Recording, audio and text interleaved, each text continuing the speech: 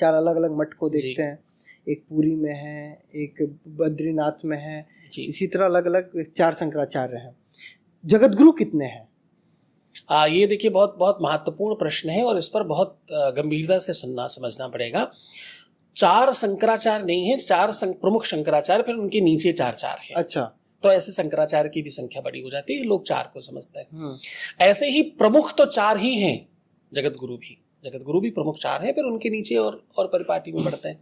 कुछ रामानंदाचार्य संप्रदाय में, कुछ रामानुजाचार्य संप्रदाय में, और जगत गुरु केवल ये 2 ही संप्रदाय निर्माण करते हैं। इसमें प्रमुखता में रामानंदाचार्य संप्रदाय, क्योंकि रामानंदाचार्य संप्रदाय विश्व का सबसे विशाल संप्रदाय है, इससे बड़ा संप्रदाय ही नहीं है। उसका कारण क्या है? इसमें निर्गुण और इसमें सगुण दोनों के उपासक हैं। जहां पर भी आपने दास लिखा देखा तो आप समझ जाइएगा कि ये भगवान रामानंदाचार्य संप्रदाय की व्यवस्था है, जहां दास लगा है। अच्छा, अब इसमें तुलसीदास भी इसी परंपरा में है। अच्छा, इसमें सूरदास भी, एक कृष्ण के उपासक, एक राम के उपासक है।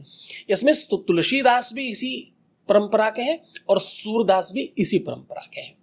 इसमें रविदास भी इसी परंपरा में है। मीरा के गुरुजी, मीराबाई के जो गुरुजी थे रविदास जी, इसी परंपरा में है।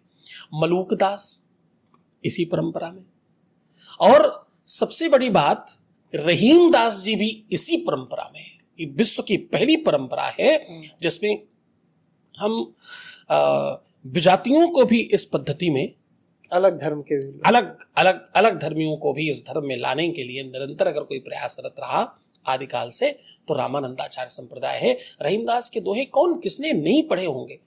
विश्व में कथा करने वाले न जाने कितने ऐसे जो रहीमदास के दोहे पढ़ते, वो रहीमदास भगवान रामानंदाचार्य यानी हमारी संप्रदाय के शिष्य हैं, सब उनके दोहे पढ़ते हैं। रहीबन धागा प्रेम का मतलब तमाम ऐसे उनके रचनाएं ऐसी जिनको हम लोग मंचों से बोलते हैं। चित्रकूट में रमि रहे रहीमन अवध नरेश, जा पर विपदा पड़त है सोई आवत यही देश। रहीमदास होकर के भगवान राम के संदर्भ में कह रहे हैं। तो ये पद्धति कैसे आ सकती है? ये भगवान रामानंदाचार्य संप्रदाय से आ सकती है, क्योंकि वहां आपको भक्ति के रस में ऐसा सराबोर कर दिया जाता है कि फिर आप भले ही रहीम हैं, लेकिन अगर दास लगा लिया फिर तो आप भगवान राम के चरणों के दास हो गए, फिर तो आप परमात्मा के चरणों के दास हो गए, फिर और कुछ आपको दिखता नहीं है। फिर तो उसी पद्धति में, उसी परमात्मा को मानने के लिए उनकी ही भक्ति के प्रचार प्रसार में आपका जीवन समर्पित हो जाता है। और जगत गुरु भगवान रामानंदाचार्य का ही पद है, मतलब जो जगत गुरु है वो रामानंदाचार्य ही है। तो हम लोगों के नाम के आगे इसलिए पूरा लिखना पड़ता है हमें। अगर आप हमारा पूरा नाम देखो कहीं लिखा हुआ, तो उसमें आपको लिखा हुआ तो दिखेगा श्री अनंत श्री विभूषित जगत गुरु रामानंदाचार्य स्वामी सतीशाचार्य। अच्छा, तो रामानंदाचार्य लिखना आवश्यक है कि उनके ही पद पर है, हम रामानंदाचार्य ही हैं।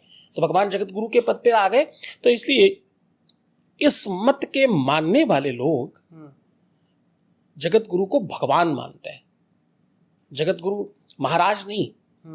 इस मत को मानने वाले जो वैष्णव लोग हैं, उनके घर जब ये यात्रा पहुंचती है, ये रथ पहुंचता है, ये आसन पहुंचता है, तो 99% जो समझदार और जानकार हैं इस पद्धति के, वो ये कहते हैं जगत गुरु भगवान की जय हो।